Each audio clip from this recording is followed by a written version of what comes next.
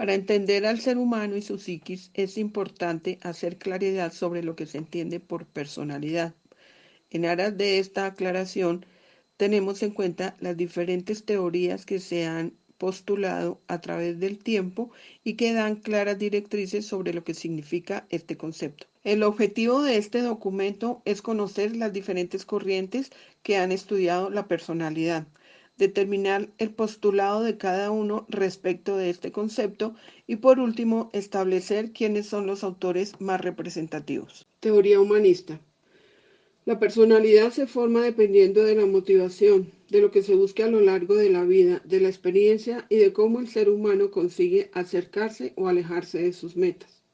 La persona tiene un deseo innato por la autorrealización y posee la capacidad de conseguir sus objetivos de manera autónoma y libre, es decir, sin determinismos. Uno de los representantes de la teoría humanista es Maslow, quien sostiene que el hombre cubre dos niveles, uno biológico referido al cubrimiento de las necesidades básicas y uno personal relacionado con todo aquello que tiene que ver con los deseos y las experiencias que se viven.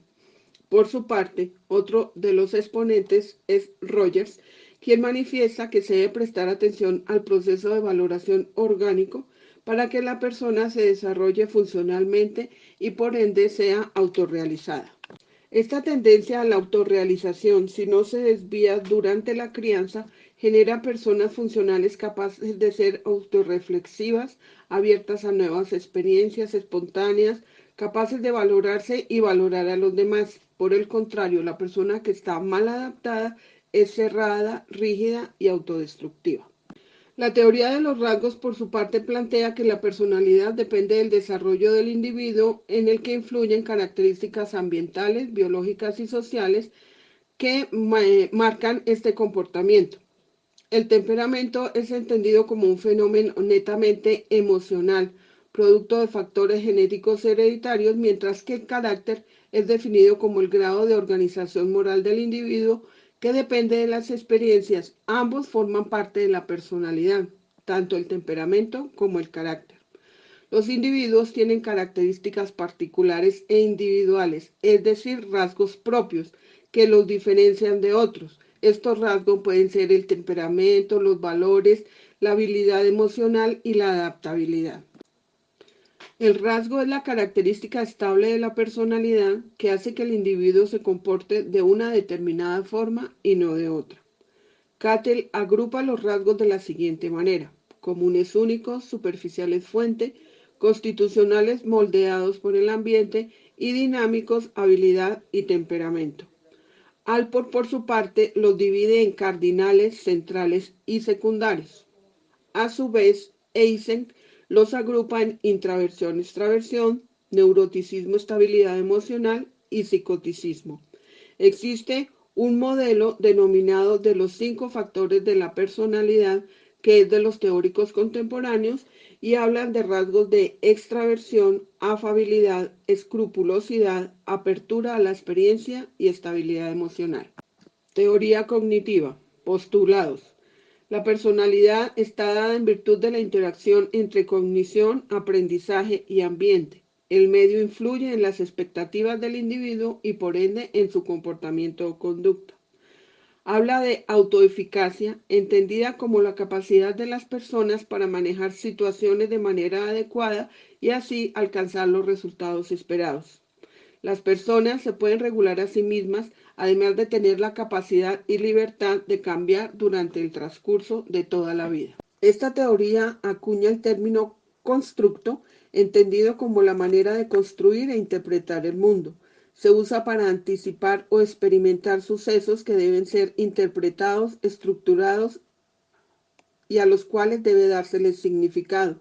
Esta observación hace que las personas se concienticen de que tienen características que los diferencian de otros. Representantes de esta teoría son Bandura, Beck y Mitchell. Teoría conductual. Postulados. La personalidad es producto del modelo estímulo-respuesta, el cual establece los hábitos que la conforman. Los impulsos son los que generan respuestas en el individuo. El ambiente modula la personalidad durante toda la vida, es decir, desde la niñez hasta la adultez. La conducta es aprendida y se da por recompensa-castigo. Representantes Pavlov, Skinner, Cooper y Jones. Teoría psicoanalítica. Postulados. La personalidad se desarrolla en la medida que el individuo satisface sus deseos sexuales, es decir, depende de cómo se hayan desarrollado las etapas psicosexuales que son oral, anal, latencia y genital. Freud establece que existe el consciente, el preconsciente y el inconsciente. El consciente hace referencia a todo lo que se registra y percibe alrededor de una persona. El preconsciente se refiere a la información que se encuentra disponible, pero que es difícil de entender por el modo como se manifiesta, por ejemplo, a través de los sueños. Y el inconsciente, que es aquello que es inaccesible, es información que difícilmente se puede conocer. Estos tres elementos están en la mente humana y no pueden separarse, y son característicos en la configuración de la personalidad. Freud también acuña los términos ello, yo y superyo. El ello hace referencia a los instintos y deseos básicos denominados pulsiones, que son de dos clases: eros o pulsión de vida y tánatos o pulsión de muerte. El superyo son las reglas de comportamiento, deberes y obligaciones que se adquieren durante todo el proceso de vida. Y el yo es el que elige el modo como se van a satisfacer todas las necesidades. Jung, por su parte, plantea que el inconsciente incluye energía psíquica más no sexual y que consciente e inconsciente son interdependientes. Otro de los representantes de esta teoría es Erickson, quien establece que el ser humano se desarrolla a través de 8 etapas: confianza-desconfianza, autonomía versus vergüenza, iniciativa versus culpa, laboriosidad versus inferioridad, búsqueda de identidad versus difusión de identidad, intimidad versus aislamiento, generatividad versus estancamiento e integridad versus desesperación. La teoría biologicista o biológica, por su parte, determina que la personalidad depende del cerebro y la genética molecular.